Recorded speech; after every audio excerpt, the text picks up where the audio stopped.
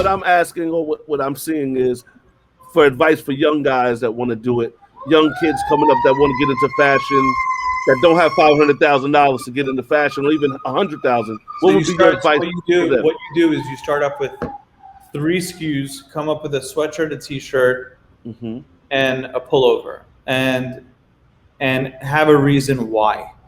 And is it because your favorite off-white shirt, it's too baggy, the shoulder drop is not good, the opening, there's a reason why. If it's just to slap on a logo, buy an American Apparel. Everything that you do in life, whether it's music, whether it's apparel, whether it's making a computer, there has to be a purpose of why you're doing it. So the reason why I do it is I know when people wear my stuff, they feel better about themselves. And there's a reason for it. So the reason why I know that I'm always successful in the apparel industry is because I don't chintz out. It's not about the dollar. That comes later. It's about the passion, throw it on, and then when you have that is the nicest sweatshirt I've ever worn. Those are the nicest leggings. Those jeans are sick. All that hard work that took me 6 months to develop that is why I did it.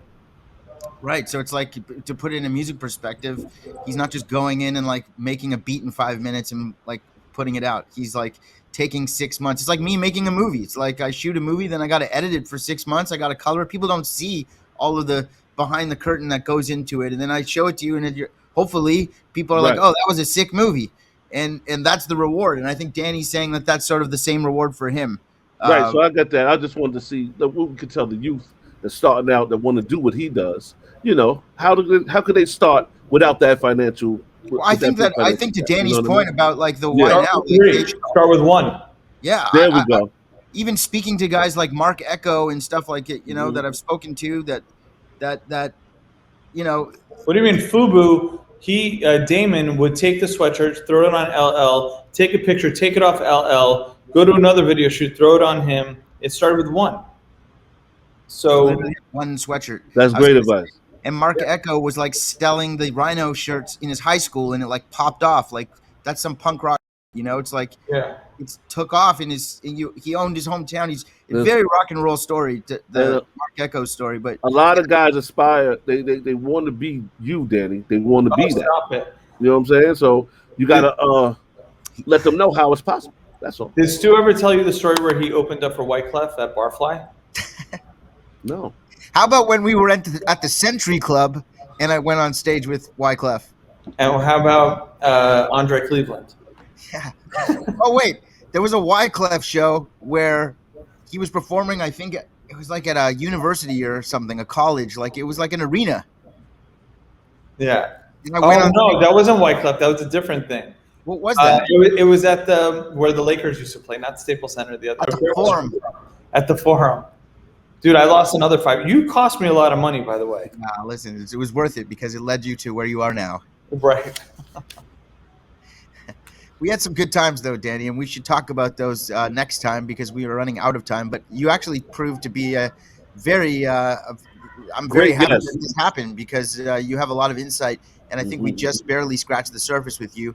So I'm sure if you could give us your time, maybe we'll do it again, like again and again and again. Maybe you become a regular on this program, just talking about everything. I know. It's like the 72 employees I have, they don't need me. I could just sit here and we could just talk about, clothing. That's so funny, bro, that we went through. Anyway. Well, we'll talk about it again. Be safe, man, and mazel tov on all your success, and never be thirsty, man. Do you know that I used to do you remember any beverages that I would carry around back then? Red Bull? Sure, I'll take it. That's Danny Gibbs, ladies and gentlemen. Yes, and awesome. We had Novell on the show, and WireFang, shout out to him and Neff and Danny's daughter trying to get out of school. No, Amy now. Amy's calling me. Oh, tell her I say hi. His ex-wife calling him. And that's going to be our Never Thirsty. Remember, folks, never be thirsty. Stay hydrated. Don't be desperate. And you never know what you're going to get on these broadcasts. We just had I didn't even know any of this was going to happen, and I'm happy that it did. And there's Slow Jam Cam, and I'm going to have a talk with WireFang about his podcast ethics, which don't exist. At all.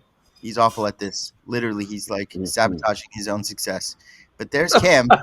And we are going to wrap it up here on Never Thirsty, and we're going to yell at WireFang off the air. And we will be back next time with another brand new conversation. You never know where the authentic, real conversation, Neff. Yes. It was wonderful. It was wonderful. I had a good time, and we'll do it again. Never be thirsty, folks. Never be Episode 1. Never Thirsty.